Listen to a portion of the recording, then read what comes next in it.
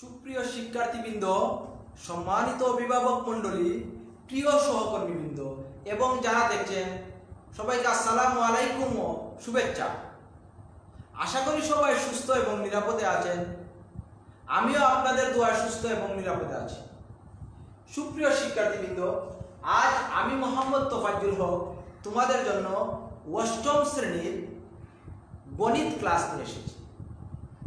অষ্টম শ্রেণীর গণিতের চতুর্থ অধ্যায়, আর চতুর্থ অধ্যায়ের অনুশীলনী 4.3 অর্থাৎ উৎপাদকে বিশ্লেষণ। আজকে আমি তোমাদের সামনে এই উৎপাদকে বিশ্লেষণ নিয়ে বিস্তারিতভাবে আলোচনা করার চেষ্টা করব। আমি আমার ক্লাসে যাওয়ার পূর্বে তোমাদের উৎপাদকে বিশ্লেষণ সম্পর্কে দুই একটি কথা বলতে চাই। সুপ্রিয় শিক্ষার্থীবৃন্দ, এই উৎপাদকে বিশ্লেষণ হচ্ছে এমন একটি গুরুত্বপূর্ণ বিষয় যা বীজগণিত, পাটিগণিত, ত্রিকোণমিতি যে কোনো অঙ্কতে কি হয়, ব্যবহৃত হয়। অর্থাৎ উৎপাদকে বিশ্লেষণ অঙ্কগুলো ছোট ছোট, কিন্তু এই অঙ্কগুলা সব ধরনের অঙ্কর কি সহায়ক হিসাবে ব্যবহৃত হয়। অর্থাৎ অনেক ক্ষেত্রে এই অঙ্কগুলা না পারলে সবগুলো অঙ্ক আমাদের কাছে কঠিন হয়ে যায়। এছাড়া আমরা শুধু আমাদের পরীক্ষার জীবনে নয়, আমরা যখন আমাদের বাস্তব জীবনে যাব তখন বাস্তব জীবনের প্রস্তুতি হিসাবে এই উৎপাদকের বিশ্লেষণ আমাদের বিভিন্ন প্রতিযোগিতামূলক পরীক্ষা আসবে। তখন যদি আমরা এই উৎপাদকের বিশ্লেষণটা ভালোভাবে এখন না বুঝতে পারি, তখন কিন্তু আর উৎপাদকের বিশ্লেষণ বোঝার কোনো সুযোগ নাই। তাই আসো আর দেরি না করে আজকে আমরা উৎপাদকের বিশ্লেষণকে বিস্তারিতভাবে বোঝার চেষ্টা করি। সুপ্রিয় শিক্ষার্থীবৃন্দ, উৎপাদকের বিশ্লেষণ কতভাবে করা যায়, অর্থাৎ কতটি পদ্ধতিতে উৎপাদকে বিশ্লেষণ করা যায়। আমরা বলবো আমাদের অষ্টম শ্রেণীর জন্য আমরা উৎপাদকের বিশ্লেষণকে সাধারণত তিন ভাগে করতে পারি, তিনভাবে করতে পারি। এটা কোনো প্রতিষ্ঠিত বিষয় না, আমি তোমাদের বিজ্ঞানের বিষয়টা সহজ করার জন্য বলছি। উৎপাদকের বিশ্লেষণকে সাধারণত আমরা কয়টি পদ্ধতিতে করতে পারবো? সাধারণত আমরা তিনটি পদ্ধতি করতে পারবো। প্রথম পদ্ধতি আমরা কি করতে পারবো? সূত্রের সাহায্যে করতে পারবো।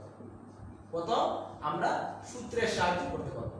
দ্বিতীয়ত আমরা একটা শব্দ আমরা সচরাচর সূত্র, সেটা হলো কমন নিয়ে আমরা করতে পারবো। আর তৃতীয়ত যেটা আমরা করতে পারবো সেটার নাম হলো মিডিল ফ্যাক্টর, মিডিল ফ্যাক্টর বা মিডিল টার্ম। তাই আমরা আমাদের অষ্টম শ্রেণীতে উৎপাদকের বিশ্লেষণ কয়টি পদ্ধতিতে করতে পারবো? আমরা আমাদের উৎপাদকের বিশ্লেষণ তিনটি পদ্ধতিতে করতে পারবো। সূত্রের সাহায্যে করতে পারবো, কমন নিয়ে করতে পারবো, আর কোন পদ্ধতিতে করতে পারবো? আর মিডিল ফ্যাক্টর পদ্ধতিতে করতে পারবো। এখন স্বাভাবিকভাবে প্রশ্ন আসে যে আমরা কখন বুঝবো সূত্র, আর কখন বুঝবো কমন, আর কখন বুঝবো মিডিল ফ্যাক্টর? আমি তোমাদের সেই প্রশ্নের উত্তর দেওয়ার জন্য বলবো যে আসো আমরা কখন সূত্র হবে তা বোঝার জন্য আমাদের কিছু সূত্র সম্পর্কে ধারণা থাকতে হবে। যে সূত্র সম্পর্কে তোমরা 4.1 এবং 4.2 অনুশীলনীতে বিস্তারিত ধারণা নিয়েছো।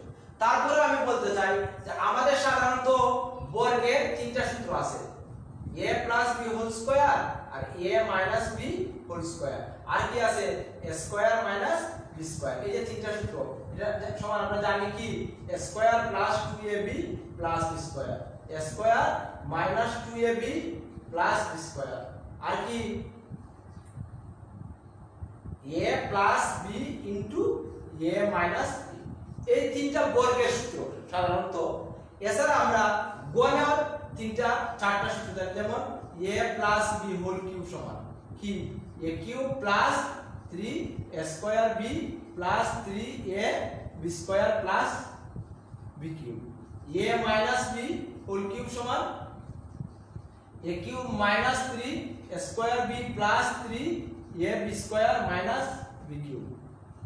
a কিউব + b কিউব সমান a + b a square - ab + b square, আর a কিউব - b কিউব সমান a - b a square + ab + b square. আমরা গড় উৎপাদকের বিশ্লেষণের ক্ষেত্রে ওই চারটা সূত্র মনে রাখতে হবে এবং বর্গের উৎপাদকের বিশ্লেষণের ক্ষেত্রে সূত্রের সাহায্যে আমাদের প্রথম পদ্ধতি আমরা কি বলছি সূত্রের সাহায্যে। এবং সূত্রের সাহায্যে যদি আমাদের উৎপাদকের বিশ্লেষণ করতে হয় বর্গের ক্ষেত্রে এই তিনটা মনে রাখতে হবে আর গণনার ক্ষেত্রে এই চারটা মনে রাখতে হবে। এই সূত্রগুলো সম্পর্কে আমরা পূর্বেও ধারণা নিয়েছি। সুপ্রিয় শিক্ষার্থীবৃন্দ, এছাড়া আমাদের আরো কিছু বিষয় সম্পর্কে জানতে হবে। কখন সূত্র হবে, কখন কমন হবে আর কখন মিডল ফ্যাক্টর হবে তা যদি আমাদের বিশ্লেষণ বুঝতে হয় তাহলে আমাদের আরো কিছু বিষয় সম্পর্কে ধারণা থাকবে। বিষয়গুলো কি? প্রথমত আমাদের বর্গ সংখ্যা সম্পর্কে ধারণা, যেমন 1 কে বর্গ করলে 1, 2 কে বর্গ করলে 4, 3 কে বর্গ করলে 9, 4 কে বর্গ 16, 5 25, 6 36, এগুলো আমরা সবাই জানি। 7 49, 8 64, 9 81, 10 100, 11 12 144, 13 169, 14 196, 15 225, এগুলো আরো বর্গ সংখ্যা আছে, আমি এগুলো আপাতত রাখলাম। আর আমাদের গণ সংখ্যা 1 কে কিউব করলে 1, 2 কে কিউব করলে 8, 3 কে কিউব করলে 27, 27, 4 কে 64, 5 125, 6 7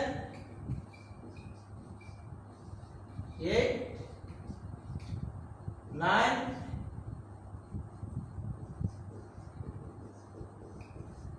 এবং 10।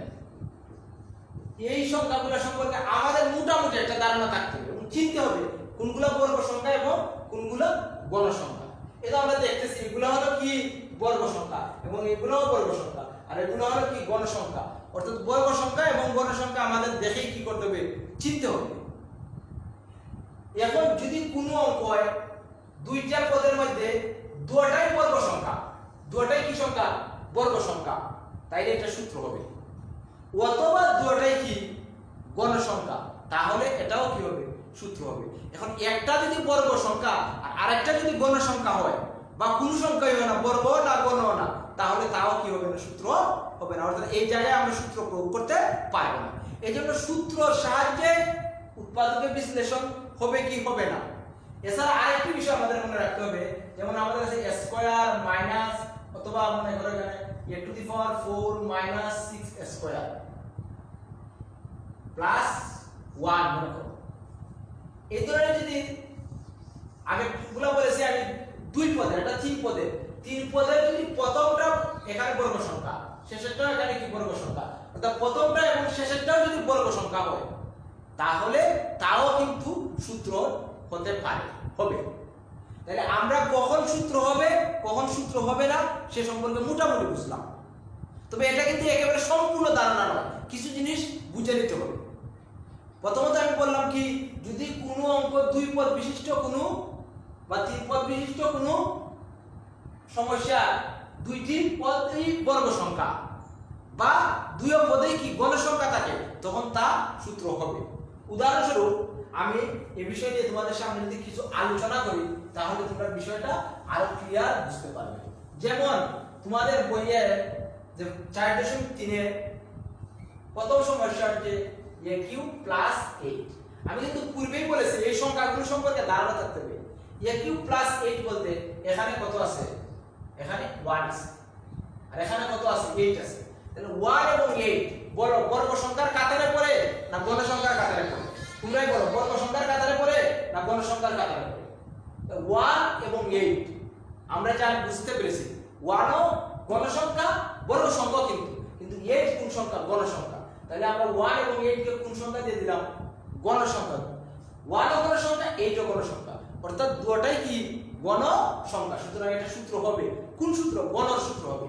তাইলে আমরা লিখতে পারি কি a কিউব আর 8 কে লিখতে পারি আমরা একটু আগে শিখেছি 2q।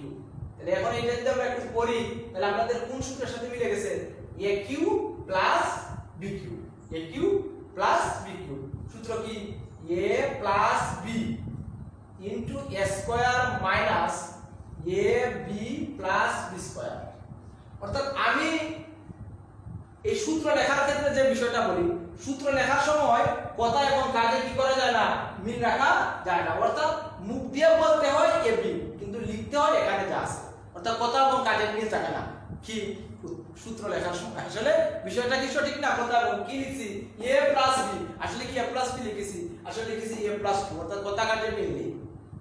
তারপরে এটা কি হলো, তারপরে এটা a plus 2 into a square minus 2a plus, এই যে আমাদের উৎপাদকের বিশ্লেষণ হয়ে গেল।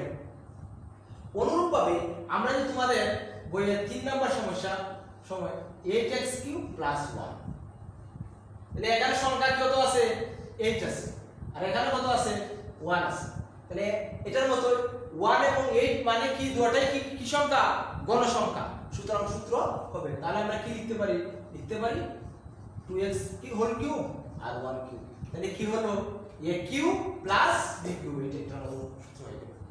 তাহলে আশা করি তোমরা বিষয়টা বুঝতে পারছো। আরেকবার আমি যদি তোমাদেরকে বিষয়টা আরো ক্লিয়ার করে বলি, তাহলে তোমরা আরো বিষয়টা দেখতে পাবে। যেমন তোমাদের বইয়ে 10 নাম্বার গাণিতিক সমস্যাটা কি হচ্ছে 4x square minus y square. এখানে কি হচ্ছে শিক্ষার্থী বন্ধুরা, এখানে এই সংখ্যাটা হচ্ছে কি 4, আর এখানে সংখ্যা কত আছে 1। তাহলে 4 এবং 1 বলো কোন সংখ্যার অন্তর্ভুক্তরা, বর্গ সংখ্যা, গণ সংখ্যা, না কোন সংখ্যাই না? যদি কোন সংখ্যাই না, অথবা বর্গ গণ মিশ্রিত হয়, তাহলে তো সূত্র হবে না, একটা হতে হবে, হয় বর্গ হতে হবে, না হয় গণ হতে হবে। তাহলে এখানে কোন সংখ্যা, তাহলে তোমরা অবশ্যই চিনতে পারবে 4 এবং 1 হচ্ছে বর্গ সংখ্যা, দুটোটাই যেহেতু বর্গ সংখ্যা, সুতরাং সূত্র হবে। তাহলে 4x স্কয়ারকে আমরা কি লিখতে পারি, তোমরা এইভাবে দাগ দেওয়ার জন্য এবং 1 লেখার কোনো প্রয়োজন নাই। তাহলে আমরা লিখতে পারি 2x স্কয়ার মাইনাস, এটাকে শুধু y স্কয়ার লিখতে পারি। তাহলে কি হচ্ছে a square minus b square, a square মানে b স্কয়ারের ফরম্যাট হয়ে গেছে। তাহলে আমাদের সূত্র কি a plus b into a minus b, এটা আমাদের উৎপাদকের বিশ্লেষণ হয়ে গেল। আশা করি সুপ্রিয় শিক্ষার্থী বন্ধুরা, কখন সূত্র হবে তোমরা বিষয়গুলো কি করতে পেরেছো, বুঝতে পেরেছো। অর্থাৎ যদি কোনো অঙ্কর দুই পদ বিশিষ্ট কোনো অঙ্কর সংখ্যা দুটোটা এক জাতীয়, অর্থাৎ দুটোটাই বর্গ সংখ্যা অথবা দুটোটাই গণ সংখ্যা হয়, তাহলে কিন্তু তার মধ্যে সূত্র লক্ষণ প্রকাশ পায়। এছাড়া আমি যদি তোমাদের বইয়ে আরেকটা অঙ্ক তোমাদের সামনে নিয়ে আসি সুপ্রিয় শিক্ষার্থী বন্ধুরা, তা হচ্ছে তোমাদের বইয়ে 18 নম্বর গাণিতিক সমস্যা। 18 নম্বর গাণিতিক সমস্যা হচ্ছে x to the power 4 minus 2x square plus কি 1। এই তিন পদ বিশিষ্ট সমস্যার যদি প্রথমটা x টু দি পাওয়ার 4, আর এখানে শেষেরটা কত আছে 1 আছে, এখানে মনে 1 আছে এবং এটাও কিন্তু একটি বর্গ সংখ্যা, আর এটাও একটি সংখ্যা, বর্গ সংখ্যা। যদি এভাবে তিন পদ বিশিষ্ট সমস্যার প্রথম পদ এবং শেষ পদ বর্গ সংখ্যা হয়, তাহলে তার মধ্যেও সূত্র হবে, এটা বুঝতে হবে আমাদেরকে। এখন একটা বিষয়, এখন তিন পদ বিশিষ্ট আসলেই তো সূত্র হবে আবার না, মনে করে চলে আসলো x square minus 2x plus 1, এটা কিন্তু আবার কি হবে না, এটা যদিও সূত্র হয়, অথবা আমি বলে ফেললাম x স্কয়ার প্লাস 3x, এভাবে এখানে একটা সংখ্যা যেমন মনে করো 4 দিয়ে দিলাম, তাহলে সেটাও কিন্তু সূত্র হবে না। অর্থাৎ তিন পদ বিশিষ্ট হলেই যে সূত্র হবে তা আমাদেরকে বুঝতে হবে। বুঝার জন্য আমাদের কি করতে হবে, দেখতে হবে প্রথম সংখ্যা বর্গ সংখ্যা এবং শেষ। তাহলে এটাকে আমরা কি লিখতে পারি, লিখতে পারি x স্কয়ার, আমরা আগে বর্গ লিখে ফেলি 2x স্কয়ার প্লাস কি 1 স্কয়ার লিখে ফেলি। আমরা আস্তে আস্তে ধাপে ধাপে করতেছি। তাহলে এই বন্ধনীর ভিতরে যা আছে তাকে আমি a মনে করব আর এটাকে b মনে করব। তাহলে a বলতে আমরা কত x স্কয়ার আর b বলতে কত 1, এটা ধরে আমি সূত্র লিখে যেতে থাকবো, এদিকে আর তাকাবো না। তাহলে কি হচ্ছে a square minus 2ab 2ab plus কি b স্কয়ার। তাহলে কি হচ্ছে a square minus 2ab plus b square সূত্র, অর্থাৎ a minus b whole square, a minus b whole square. তাহলে a minus b whole square মানে a মাইনাস b এখানে কয়টা আছে, দুইটা, তাহলে এই একটা আর একটা হলো এটা। তাহলে এই যে বিষয়টা হলো, এখন আবার এটা বর্গ সংখ্যা, আবার এটা বর্গ সংখ্যা, এটা আবার সূত্র হচ্ছে কিভাবে, আমি যদি লিখি x স্কয়ার মাইনাস 1 স্কয়ার আর এটাকেও লিখি x স্কয়ার মাইনাস 1 স্কয়ার, তাহলে কি হচ্ছে এটা সূত্র a plus b into a minus b, a plus b into a minus b। তারপরে x প্লাস 1 এখানে দুইটা হয়ে গেল স্কয়ার আর x মাইনাস 1, এটা আমাদের পদকে বিশ্লেষণ হয়ে গেল। কি বুঝলে সুপ্রিয় শিক্ষার্থী বন্ধুরা? আশা করি তোমরা বিষয়টা বুঝতে পেরেছো। এই পর্যায়ে এই বিষয়টা যদি আমি আরেকবার উপস্থাপন করি, কিভাবে আমি উপস্থাপন করি দেখো সুপ্রিয় শিক্ষার্থী বন্ধুরা, এখানে 2x স্কয়ার আছে, 2x স্কয়ার না দিয়ে আমি 6x স্কয়ার দিয়ে দিই, তাহলে কি হচ্ছে এটা বর্গ সংখ্যা এটা বর্গ সংখ্যা, আবার কিন্তু সূত্র হবে। কিভাবে সূত্র হবে? খুব ইম্পর্টেন্ট এই ধরনের অঙ্কগুলো। তাহলে কিভাবে x স্কয়ার এর আগেরটার অনুরূপ বা 6x স্কয়ার প্লাস কত 1 স্কয়ার, তাহলে এই হিসাবে কত আর b হিসাবে আমি 1 পাইলাম। এখন লিখি, তাহলে কি হবে a square minus 2ab plus b square. এখানে কি আছে আমি এদিকে তাকাবো না, এখন আমি লিখতে গিয়ে দেখি আমার হিসাব মিলছে কিনা। এটা হিসাব মিলছে, এটা হিসাব মিলছে, কিন্তু এখানে আছে 6x স্কয়ার, আমি লিখে ফেলছি 2x স্কয়ার, অর্থাৎ আমি আর 4x স্কয়ার লিখি নাই, তাই লিখতে হবে। ঠিক আছে সুপ্রিয় শিক্ষার্থী বন্ধুরা, এই পর্যায়ে আমাদের এতটুকু একটা সূত্র হয়ে গেল। কোন সূত্র? a plus a minus b whole square, আর মাইনাস এটাকে দেখা যায় কি 4x 2x স্কয়ার। আবার একটা সূত্র হয়ে গেল, কি সূত্র? a square minus b square. তো a square minus b square সূত্র কি? a plus b into a minus b। তারপর আমরা এটাকে সাজিয়ে লিখতে পারি। এইভাবে সুপ্রিয় শিক্ষার্থী বন্ধুরা, কখন সূত্র হবে আর কখন সূত্র হবে না আমি তোমাদেরকে এ সম্পর্কে একটু ধারণা দেওয়ার চেষ্টা করলাম। এছাড়া আমাদের যে বিষয়টা সূত্র হবে না, তাহলে আমরা প্রথম ধাপ বলেছিলাম কি উৎপাদক বিশ্লেষণের প্রথম ধাপ বলেছিলাম সূত্র, আর দ্বিতীয় ধাপ সূত্র হওয়ার লক্ষণ আমরা বুঝেছি। আর যখন সূত্র হবে না তখনই আমরা দ্বিতীয় ধাপ অর্থাৎ কমনে চলে যাব। যেমন আমি তোমাদের সামনে একটি বিষয় তোমাদের বইয়ে উপস্থাপন করতেছি। যেমন তোমাদের বইয়ে একটি অঙ্ক আছে 9 নম্বর। 9 নম্বর কি হচ্ছে 3x 75 x3। এই যে বিষয়টা, এখানে সংখ্যা আছে কত 3 আর এখানে সংখ্যা আছে 75। এখন তোমরাই বলো এই দুটো সংখ্যা কোন তালিকার অন্তর্ভুক্ত? বর্গ তালিকার অন্তর্ভুক্ত না গণ তালিকার অন্তর্ভুক্ত না কোনো তালিকার অন্তর্ভুক্ত না? কোনটিতে তোমরা টিক চিহ্ন দিবা? যে কোনো তালিকারই অন্তর্ভুক্ত না, বর্গ না গণ, সুতরাং ইহা সূত্র হবে না। তাহলে সূত্র না হলে আমাদের পরবর্তী ধাপ কি? কমন নেওয়া। কমন মানে কি? কমন এমন একটা সংখ্যা নিতে হবে, অর্থাৎ কমন মানে ভাগ দেওয়া, এমন একটা সংখ্যা দ্বারা ভাগ দিতে হবে যে সংখ্যাটা দুটোর মধ্যেই আছে, অর্থাৎ সব পদের মধ্যে আছে। তাহলে কি আছে? এখানে 3 আছে, আবার 3 দিয়ে 75 কে ভাগ যায় 3 25 75। তাহলে আমরা 3 কমন নিয়ে যাই। আর কি কমন নেওয়া যায়? x এখানেও আছে এখানেও আছে, x ও নিয়ে গেলাম। তাহলে এখানে 3x ছিল, সব কমন গেট করে গেছে। তাহলে 3x এখানে থাকবে কত 1 মাইনাস 25 x3 থেকে x স্কয়ার থাকবে।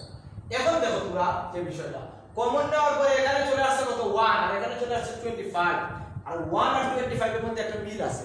1 এবং 25 উভয়ই কি সংখ্যা? বর্গ সংখ্যা। সুতরাং ইহার সূত্র হবে আবার। তাহলে আমরা কি লিখতে পারি? 3x সূত্র লিখলে 1 স্কয়ার মাইনাস 5x স্কয়ার। তাহলে কি হচ্ছে 3x 1 plus 5x into 1 minus 5x। এত উৎপাদক বিশ্লেষণ। আশা করি সুপ্রিয় শিক্ষার্থী বন্ধুরা তোমরা বিষয়গুলো বুঝতে পারতেছো। অর্থাৎ যখনই কোন সংখ্যা এক সংখ্যার অন্তর্ভুক্ত হবে না তখন সূত্র হবে না, তখন আমরা কি করব? তখন তাকে আমরা কমন নিব, কমন নিয়ে উৎপাদক বিশ্লেষণ করব। যেমন তোমাদের 15 নম্বর একটা অঙ্ক আছে 2aq প্লাস 16bq। এখানে সংখ্যা কত আছে 2 আর এখানে কত আছে 16।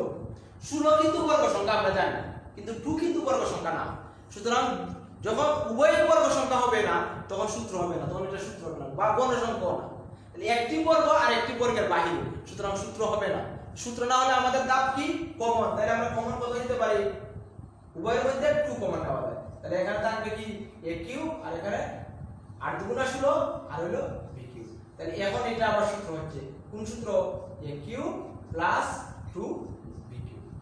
আশা করি সুপ্রিয় অর্থাৎ শিক্ষার্থী বন্ধুরা তোমরা বিষয়টা বুঝতে পেরেছো এবং বাকি অংশটুকু তোমরা করবে। এটুকু তোমাদের বাসার কাজ হিসেবে আমি রেখে দিলাম। এভাবে যদি আমরা আরো কিছু সমস্যা দেখি, আরো কিছু সমস্যা বলতে কি, আরো কিছু সমস্যা মনে করো তোমাদের বইয়ের 11 নম্বর সমস্যা 3ay² মাইনাস 48। এখন এখানে সংখ্যা আছে 3 এবং 48। বলো এটা কি বর্গ সংখ্যা না ঘন সংখ্যা? আসলে কোনো সংখ্যাই না, সুতরাং সূত্র হবে না। তাহলে সূত্র না হলে আমরা কি করতে পারি? কমন নিতে পারি। তাহলে উভয়ের মধ্যে কি কমন নেওয়া যায়? 3 ও নেওয়া যায়, a নেওয়া যায়। তাহলে এখানে থাকবে কি y², এখানে 3 × 0 = 48। এত কমন চলে আসছে। এই দেখো কমন নেওয়ার পরে তখন এটা 1 আছে 1 আর এখানে 16 আছে, উভয় বর্গ সংখ্যা, সুতরাং আবার সূত্র হবে। তাহলে আমরা কি লিখতে পারি? এই যে সুপ্রিয় শিক্ষার্থী বন্ধুরা, আমি বাকি অংশটুকু করব না, কিন্তু তোমরাই করবে, বাসার কাজ হিসাবে থাকবে। তাইলে আশা করি সুপ্রিয় শিক্ষার্থী বন্ধুরা তোমরা বিষয়গুলো সম্পর্কে ধারণা নিতে পেরেছো, যে কখন সূত্র হবে এবং কখন সূত্র হবে না, এই বিষয়গুলো তোমরা বুঝতে পেরেছো। এছাড়া আরো কিছু বিষয় আছে, যে এগুলা কিছু বিষয় আমি বলছিলাম যে বুঝে নিতে হবে। যেমন আমাদের 12 নম্বর বিষয়টা যদি আমরা লিখি a² - 2ab + b² আর মাইনাস আছে b², এটা কিন্তু আগের ধারণাগুলো থেকে ব্যতিক্রম। এটা আমি বলছিলাম বুঝে নিতে হবে। ব্যতিক্রম কিভাবে? এগুলা কিছু এই আগেরগুলা জ্ঞানগুলা প্রয়োগ করে অনুধাবন করতে হবে। এতটুকু যদি আমি বুঝি, এতটুকুর সাথে আমি পরিচিত আছি না, a² - 2ab + b², অর্থাৎ এতটুকু হলো আমার a - b² আর এটুকুকে আমি কি লিখতে পারি? b²। তাহলে a - b² সূত্র কি? দা স্কয়ার মানে a plus b into a minus b। এটা আমাদের উৎপাদক বিশ্লেষণ হয়ে গেল। আশা করি সুপ্রিয় শিক্ষার্থী বন্ধুরা আমি তোমাদেরকে কি করলাম? বিষয়টা বুঝাতে পারলাম। এখন তোমাদেরকে এইভাবে যদি আমরা আমাদের উৎপাদকের বিশ্লেষণগুলো করার চেষ্টা করি, মোটামুটি আমি একটা ধারণা দিলাম। আবার আমি বলতেছি, আমি যে উৎপাদকের বিশ্লেষণের যে 3টা পদ্ধতি বললাম তা কিন্তু একেবারে প্রতিষ্ঠিত কোনো বিষয় না। আমি তোমাদের সামনে বিষয়গুলো সহজ করার জন্য উপস্থাপন করেছি। তোমরা যদি এইভাবে কিভাবে সূত্র হবে হবে না, কখন কমন যাবে এবং কমন নেওয়ার পরে কিভাবে সূত্র হবে, এই বিষয়গুলো যদি বাসায় চর্চা করো, আশা করি তোমাদের সামনে বিষয়গুলো আরো সহজ হবে। এবং আমি আমার এই উৎপাদকের বিশ্লেষণের উপর আরেকটি ক্লাস নেব, সেখানে এই কমন এবং সূত্র প্লাস সেখানে বিশেষ করে আমি মিডল ফ্যাক্টর বিষয়টা নিয়ে বিস্তারিত আলোচনা করার চেষ্টা করব। যে মিডল ফ্যাক্টর অঙ্কটা সব জায়গায় আমি দেখেছি অনেক নবম দশম শ্রেণীর শিক্ষার্থীরা মিডল ফ্যাক্টরটা ভালোভাবে পারে না। তাই তোমরা যদি এর থেকে মিডল ফ্যাক্টরটা ভালোভাবে শিখে যাও, তখন তোমাদের আর কোনো অসুবিধা হবে না। তাই আসো আমি আজকে যে সূত্র এবং কমনের যে প্রসেসগুলো তোমাদের সামনে উপস্থাপন করলাম, এগুলো আমরা বাসায় কি করি? চর্চা করি। এবং এই চর্চা যদি আমরা সঠিকভাবে করতে পারি, তাহলে আমাদের কাছে বিষয়গুলো সহজ হবে। এবং তোমাদের প্রতি এই উদাত্ত আহ্বান রেখেই আমি আমার ক্লাস এখানে শেষ করলাম। সবাইকে ধন্যবাদ।